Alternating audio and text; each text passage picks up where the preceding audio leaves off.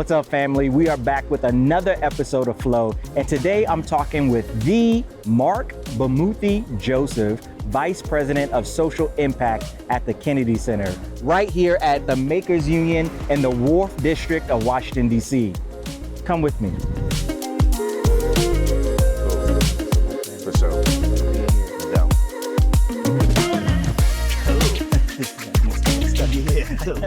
First of all, Marc Bamuthi Joseph, thank you so much for being here today. Right on, fam. I'm super excited about this conversation.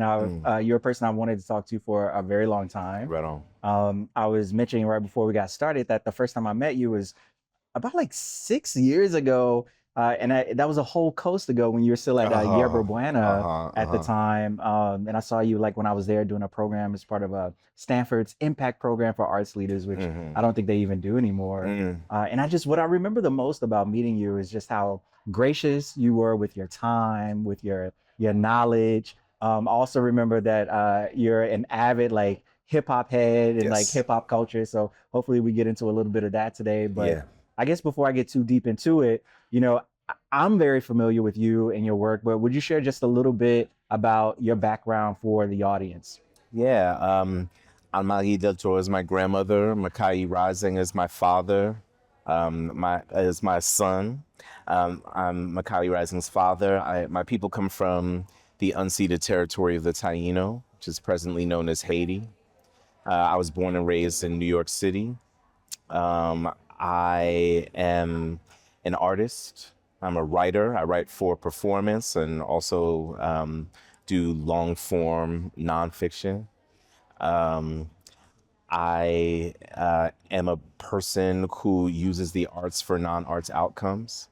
As you mentioned, more than being a hip hop head, I was born and raised at the same time that hip hop was born and raised.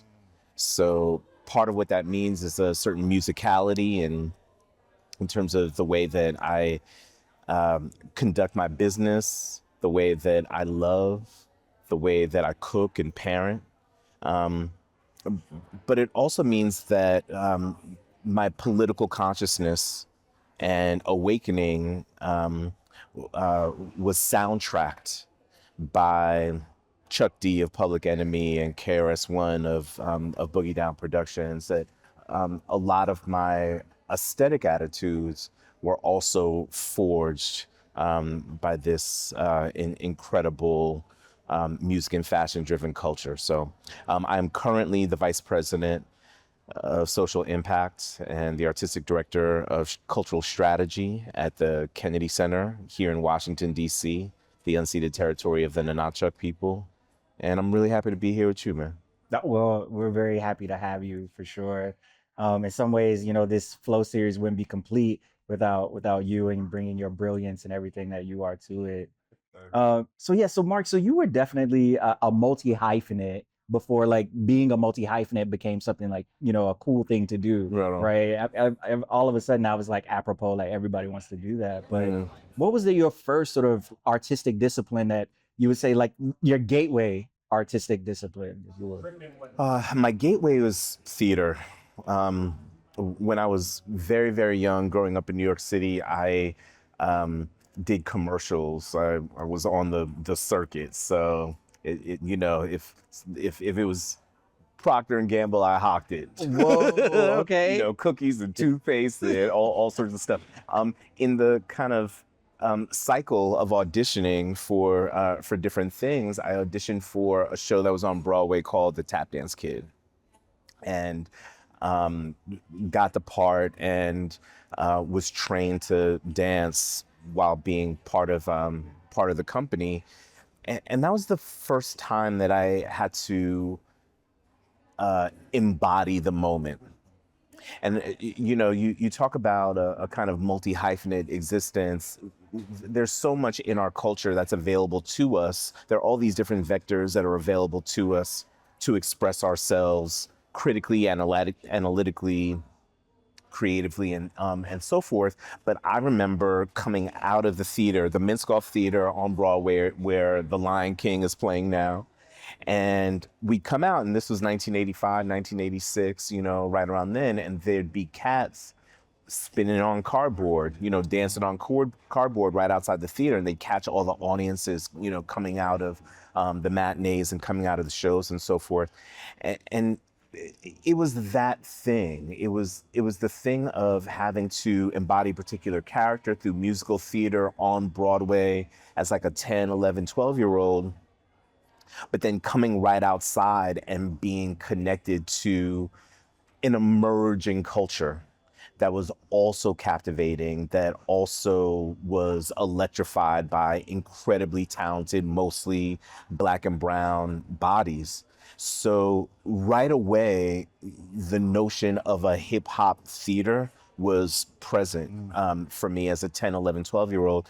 And then in high school, I really started to fall in love, not just with dance, but with writing. And in high school, I read a piece by a woman named Entozaki Shange called "For Colored Girls Who've Considered Suicide When the Rainbow Is Enough." And this fusion of poetry and dance made a lot of sense to me. So I would take the hyphen away and just say, I make culture, and use whatever parts of my body or my experience that are available to me to make something poetic and legible that hopefully moves culture forward. Oh, kind of like keeping along this a little bit. You are a Morehouse grad, I correct? am. What was that like, going to Morehouse, like 90s? We're talking the early 90s, like Yeah, Atlanta, early 90s. yeah. Notorious Yeah, 97. you know what I Shout out to mean? all my peoples. Today, as we record this, today is Spelman's Founders Day. So shout out Shout to out. all my Spelman sisters. Yeah, so I did go to Morehouse College. I was there in the 90s. Maybe even as important as the AUC experience, as the HBCU experience. I was in Atlanta Mm. in the years preceding the Olympics. My freshman year was the last great Freaknik. The last great. It was the last great Freaknik. You go ask somebody, Freaknik '94. Let's make So Freaknik great yeah, again. yeah. Well, I don't know if we need to make Freaknik anything again, but I was there. And so, it's one thing to, have gone to the school of great artists. So, when I first got to Morehouse, my hero was Spike Lee, who is Morehouse class of 78, I want to say. And Spike Lee's Do the Right Thing was one of the first pieces of art that I saw that made me think that I could have social impact through creative practice. So I was very much informed by that. This is also the school of Atlanta mayors, Maynard and Andrew Young, Maynard Jackson and Andrew Young and so forth. Also, the school of Dr. Martin Luther King Jr., right? So there's an extraordinary legacy. Morehouse is a school, all Black, all men. And there aren't very many places in our culture that are intentionally breeding grounds and contested sites of maleness, manhood, and masculinity inside of the Black experience. And a large part of that, not only is Morehouse's adjacency with Clark Atlanta University and Morris Brown and Spelman College, but a kind of historical explosion where we have an opportunity as a next generation of Black male leaders to start to define Black future for ourselves. So all that is kind of like the cosmology around HBCU and the cosmology around Morehouse. But it was also Atlanta. And, my freshman year was the year that Outkast's first album came out. While I was in Atlanta, Jermaine Dupri and So So Def and, those those records started to come out, and Atlanta as a cultural capital became very real to me. And then maybe the last thing about that experience was it was the first time I got to kick it with Black folk from DC and Chicago and Detroit and Oakland and Seattle and all throughout the South. You know what I mean? So it was also a kind of capital of African America. So a lot was cracking, man. The Wu-Tang album came out that year. My freshman year, Tribe Called Quest, Midnight Marauders came out that year. You know what I mean? The Fugees album came out before I graduated. So it was like hip hop, Black experience, Black maleness, great Freaknik, the politics and the economics of the Olympics. There was a lot happening, and praise God I survived it. Right? Yeah, because there were some times where there was some fragile moments. There's some fragile moments. There were some vulnerable moments for sure. But it's absolutely informed how I continue to operate in the world. I wouldn't change that experience for anything. Wow. I mean, I would say even better than like surviving it, you're thriving, Thank you, seriously. And maybe we can talk a little bit more about, your current work and what you're doing now. Sure. You mentioned, social impact, Mm-hmm. and that's, a part of your title Yes. at the Kennedy Center.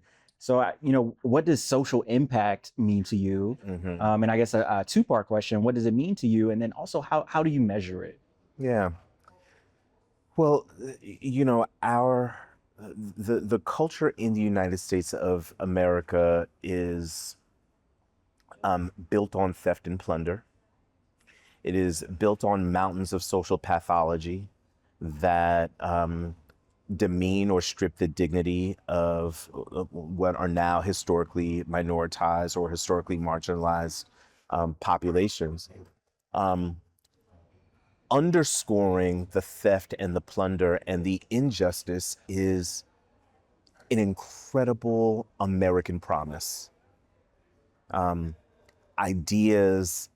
idea of a government for the people, the idea of justice for all, the idea of a collective pursuit of happiness as a premise is really inspiring and really fascinating. So to me, the idea of social impact is any kind of work that honestly and candidly confronts the pathologies that minoritize or demean or lessen the dignity of certain people.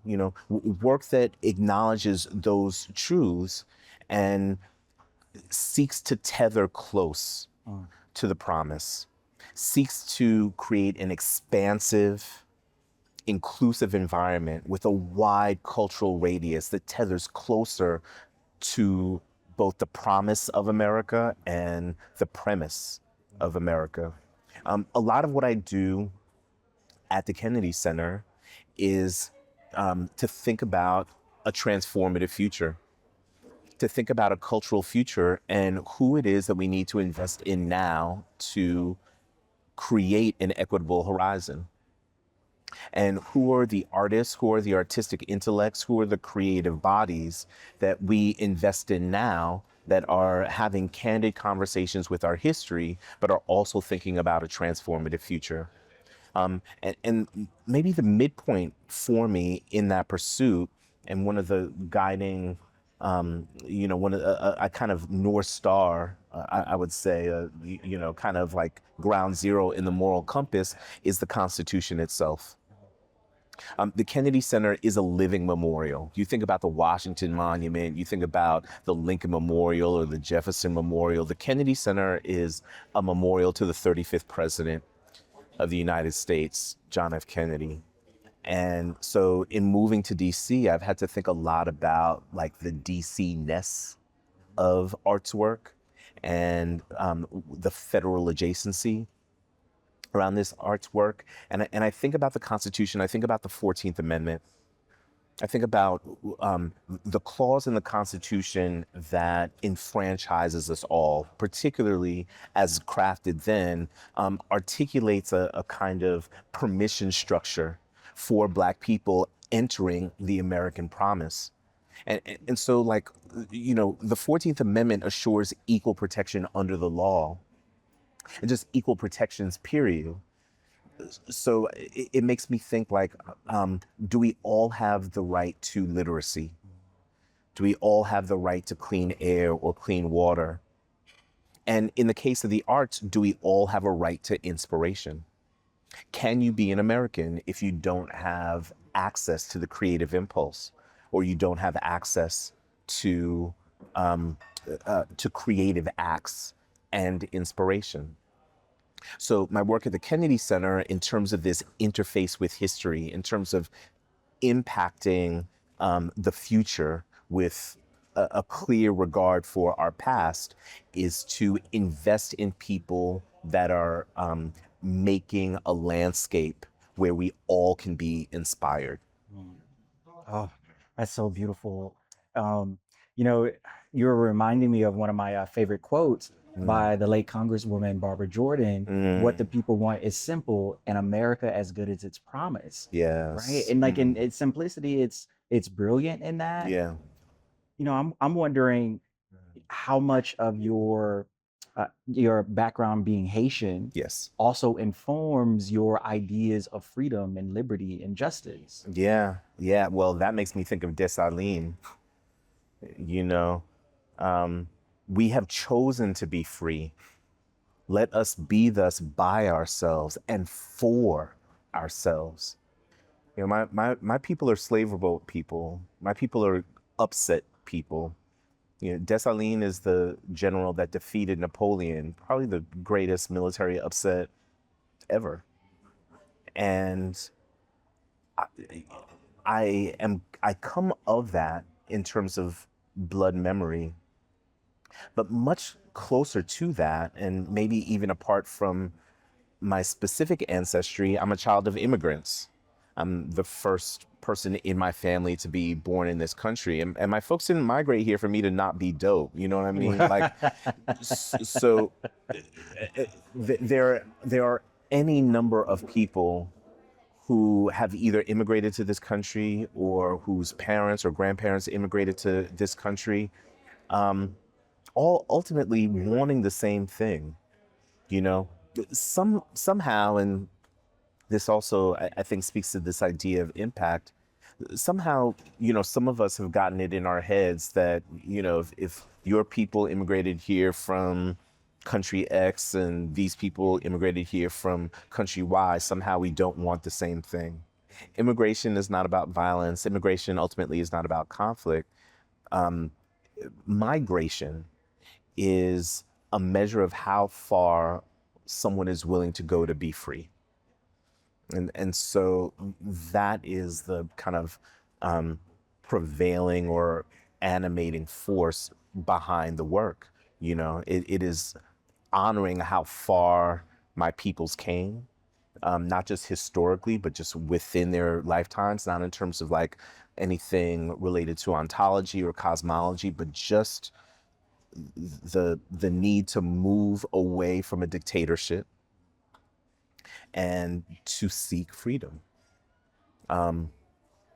So, freedom is, because it's not something that's legislated, freedom is ultimately something that you have to find in your body and in your psychology. Art has been the way that I've gotten free. It's the thing that working with young people or working with other artists, it is the common pursuit that I've found with my collaborators, and including young collaborators in the classrooms. We're all trying to get free. So it's that immigrant mentality, and sometimes the lengths that you'll travel are miles or kilometers, but sometimes the lengths that you'll travel just the width of a 8.5 by 11 piece of paper. At the end of that 11 inches, at the end of that 8.5 inches, that's where freedom is, and that's really what propels my work. Oof. Um, you said something earlier that I want to go back to. You talked about blood memory. Yeah. And I want to get into that a little Well, yeah, bit let's and do it. like the epigenetics of it all, Mm-hmm. right? And I want to tie that into a lot of the work that you do creatively Mm-hmm. now, which is around, healing or Yeah. at the intersections of the art and healing. Mm-hmm. So could you speak a little bit about the healing aspects of your work and Mm-hmm. how that is used to, you know, not mitigate some of this the trauma that might have been generational and like passed down, Sure. but how to effectively use that in a creative pursuit. Yeah. We all are processing our lives at our paces, given the tools that we have, and um, generally speaking, against all odds. Um, I'm very fortunate in my life that I have found a modality that enables me to process trauma or process struggle. And generally, that is the written or spoken word. Um, so it's become a lifelong pursuit to make environments where others can also process trauma or struggle, but also find and center joy. Um, I, I remember, it seems like not so long ago, but it's probably 10 years ago now. Um, my kids were performing in a Black History Month assembly, and my stepdaughter was, her whole class was performing a Bob Marley song. I was like, Bob Marley's not Black history, you know? Like, I know Bob, at the time, when I thought about history, it was kind of in amber. It was, black and white images in amber. When I think of James Baldwin, even, I think of James Baldwin in black and white. I don't think of James Baldwin in color. I, I, but we are living histories, and all these histories get updated. Um, I think it's been, someone told me the other day that the time between 1936 and 1980 and the time between 1980 and now are the same or something like that, give or take around the math, around the math. But the point is that um, it, we can't stay stuck in traumatized past. We have to figure out a way to move forward. And, as I alluded to earlier, I think intentionally begin to make future together. It's hard to heal at the site of your trauma. It's one of the things that I think for people that have been hurt by the patriarchy or hurt by white supremacy or hurt by, a heteronormative kind of hegemonic center, it is hard to heal from that particular pain when you're still living in the pain. And so the alternative, I think, is to either create sustained or systemic environments that have alternate social physics, or at the very least to cultivate spaces, even in the span of 30, 60, 90, 120-minute increments that have alternate social physics where joy and healing are centered. And that has really come to a head for me in a post-pandemic moment where there's been so much emphasis on public health. The infrastructure of public health, from vaccinations to hospital stays, but there have been very few points of emphasis around public healing, around the idea of healing together in public from a trauma that we've all sustained, literally at a global level. So, part of the healing through art, having moments of where joy is the purpose, those are ways that we mitigate the collective environment of hurt and struggle that we happen to be in. But the same way that we've been talking about these systemic pathologies. They're systemic because they've been designed that way. Someone has to design the healing. And sometimes that design takes place for me in the form of an opera or the form of, a spoken word concerto with symphony. Sometimes it takes place through the modality of a public program at the Kennedy Center. Sometimes it's a conversation with a brother that I cherish and respect. But we have to make and design these environments so that we can heal together in public. Cool. Um, I was reading somewhere that a generation is really only considered to be like a 20-year span, Yeah. right? Like 2 decades, that's a Mhm, generation. mhm, Like mhm, thinking about like history and mhm. I was kind of thinking about you and your work. You may not consider this for yourself, but I think it's pretty safe to call you like the voice of a generation. You know, I'll if you sip to that. if you think about the work that you've been able to Mm, do and sustain mm. over quite a few of them. And you said this term earlier, which you've talked about a lot, this idea of making culture, Yes. and in being sort of like this voice. Could you unpack what make culture really means for you, and then the ways that it's manifested over your very illustrious career? Thank you, fam.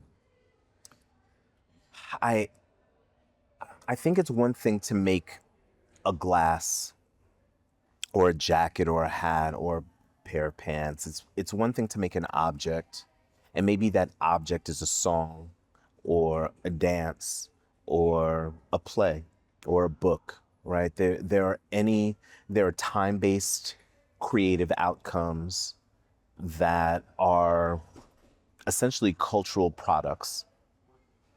And there are many people that are extraordinarily talented at making cultural products. Strategically and interdependently, I think that there are a web of people, and this really goes back to my time in Atlanta. There are a web of people that consider the kind of interconnectedness and intersection of cultural products in proximity to one another, that are thinking about their cultural outcomes, their cultural products in more of an ecological way. Strategically and as an organizing modality, I call this the creative ecosystem. And thinking about it ecologically, the same way that nature loves diversity, culture loves diversity. The further away that we move away from a monocultural existence, the more opportunity there is, the more rays of light there are to come into a common sun or a common star. So who are the people that I don't want to just like make products with? I want to make culture with. Who's in the ecology? What does it take? Who am I inspired by? Who do I love? Do we need to share the same values or do we need to share the same intent? Um, this too comes from hip hop culture. Like the culture isn't rap. The culture isn't graffiti. When I think about heaven, I imagine a loft party in Brooklyn at like 2, 3 a.m. The lights are red and everything is happening at once. Everything is happening at once. It's sexy and fashionable. It's bass heavy and sweaty. The rappers are there, the visual artists are there, everyone is there at once. So, this idea of the multi-hyphenate makes a lot of sense when we think about different people with the capacity to create several cultural outputs. That's how kind of cultural practice is made through one body. But making culture is the design of putting all those bodies in one room strategically and intentionally towards the end of an equitable horizon. It's thinking about different modalities in place in a song. It's and I'm sure you can relate to this. You grow up where you grow up, you learn what you learn, you read what you read. You end up, if you're in a body like yours or mine and have the experiences, some of the experiences that you and I, have shared, even continents apart, you just learn mad literacies. You're able, even that term, mad literacies, like you're just, you're just able to talk in many different ways and be legible to many different people at once.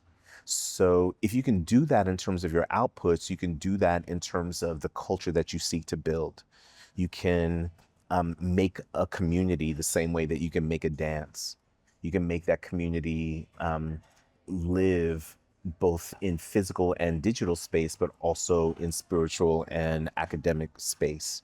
And that's ultimately what I think I mean by making culture, using it all to build a creative ecosystem bent on a transformative future.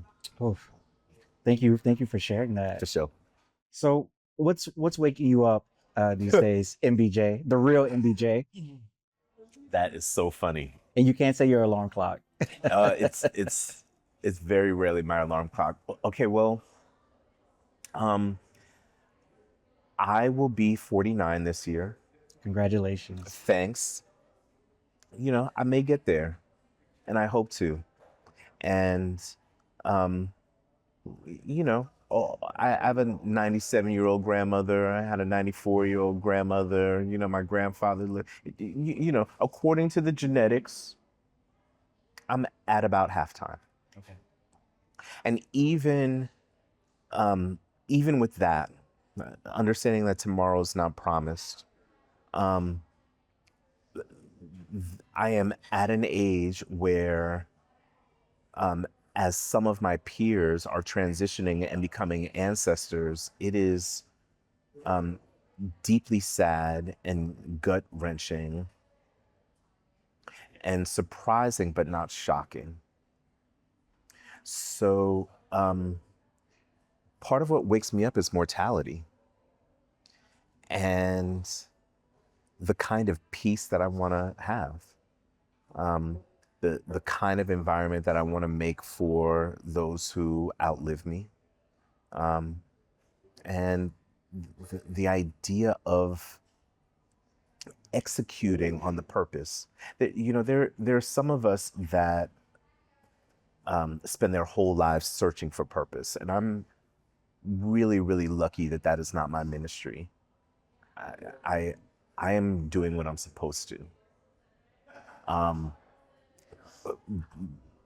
But I would be remiss if I didn't do it all, man, or at least try.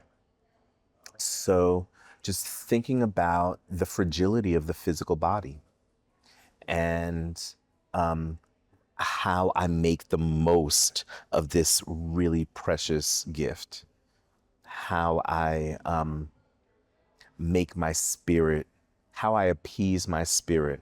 When my spirit returns to the universe that birthed it, what will this body have done in service of that spirit, in service of that light? By pedigree, I've done a lot. But on God's time, there's so much more to do.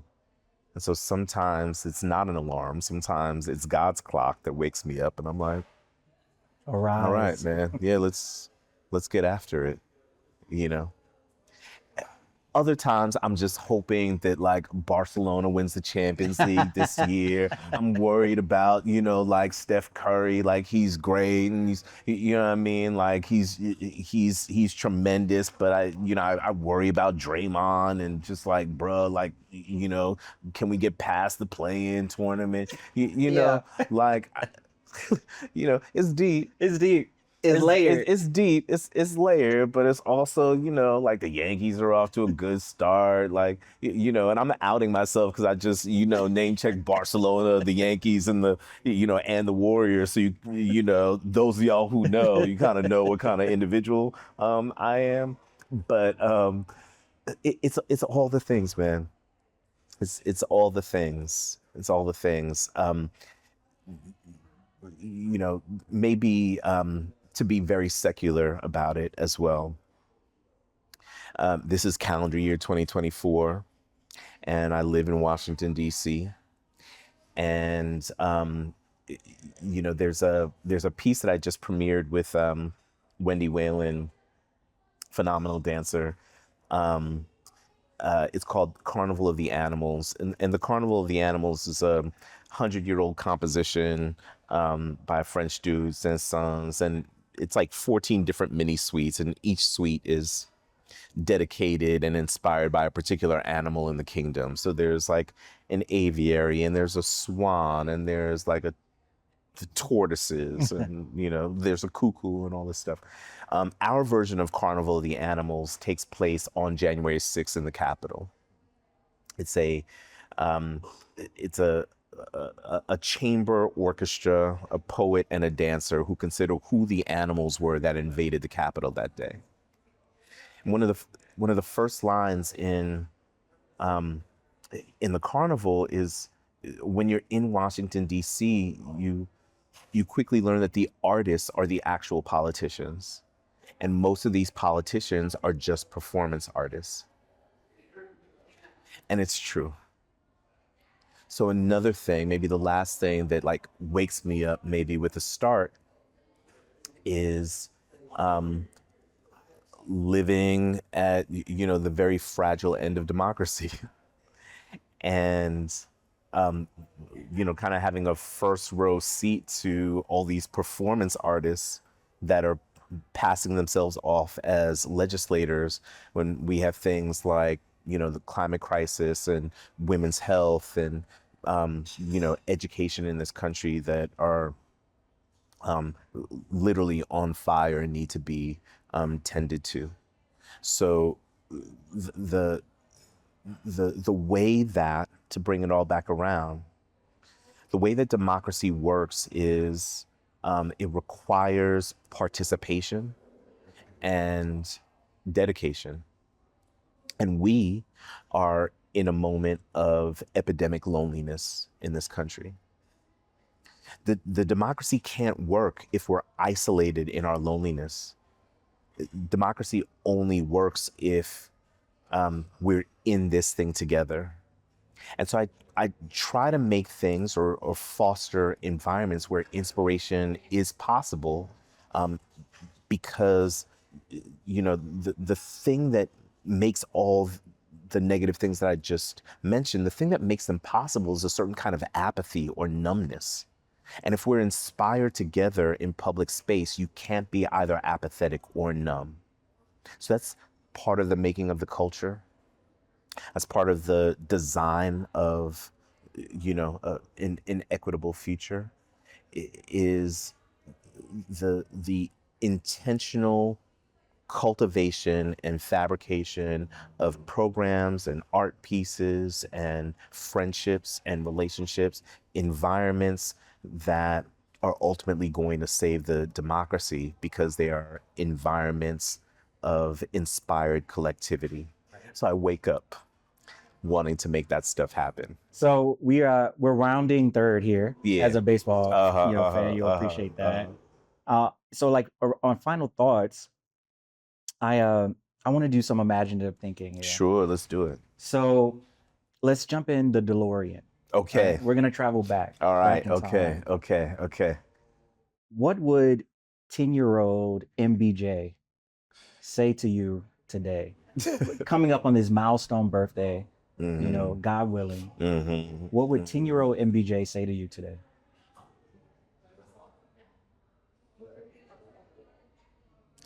Um, 10-year-old me would have questions about my knees. Wait, did you say needs or knees? KNEES. Okay. 10-year-old me would be like, why didn't you take care of our knees? That's real. And I would then reply to 10-year-old me, bro, why didn't you take care of our knees? So, boom. Yeah, like, I I think I think the younger me, the middle school me would be um,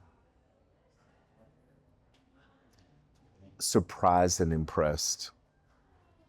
Surprised because whatever it is that I do wasn't a vocation as far as like in 1984, 1985, 1986, like whatever it is that I do wasn't like a job. Like I didn't major in whatever it is that I do. So not so much impressed by like the great people that I've gotten to work with and talk with and talk to, but impressed that I just managed to find a way to be me and to be me in a way that was in service. So, because I've now fathered people who are older, but who were once 10-year-olds, I also know that 10 might be like one of the last times that you're actually cool to your kids. It's come back around. My kids think I'm cool again. But I think, I hope 10-year-old me would think, oh man, is pretty cool. Well, Marc, I definitely think you're pretty cool for what it's Thanks, worth. man. That means a lot. It's worth a lot. For what it's worth. And yeah, I just want to say thank you again. I'm in DC for this conference with the National Guild. Oh, word up. And Yep. the theme of the conference this year is seeding fractals, right? Oof. Seeding Yeah. fractals. And if the fractals that we're seeding are fractals of hope, then dare I say, Marc Bamuthi Joseph, you are the sun lighting the way. And so thank you so much. Sir, thank you, brother. Thank you. Thank you, family. Appreciate you, bro. Thank you.